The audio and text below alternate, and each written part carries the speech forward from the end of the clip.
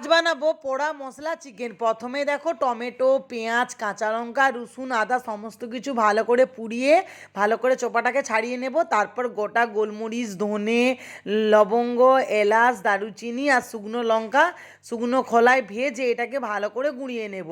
তারপর এখানে টমেটোগুলো যেগুলো পুড়িয়ে রেখেছিলাম সেগুলোকে ভালো করে শিলেতে বেটে নিচ্ছি। এখানে 500 গ্রামের মতো চিকেনটাকে ভালো করে ধুয়ে রেখেছিলাম। তারপর লবণ আর লেবুর রস আর ভেজে রাখা মশলাটা 1 চামচ দিয়ে ভালো করে আধ ঘন্টার মতো মাখিয়ে রেখে দেব।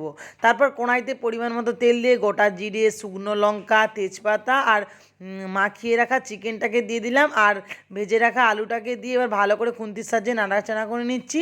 আর যেই মশলাটাকে বেটে রেখেছিলাম সেই মশলাটাকে দিয়ে দিলাম। আর যে ভাজা মশলাটা গুঁড়ো করে রেখেছিলাম সেই ভাজা মশলাটা 3 চামচের মতো দিয়ে দিলাম।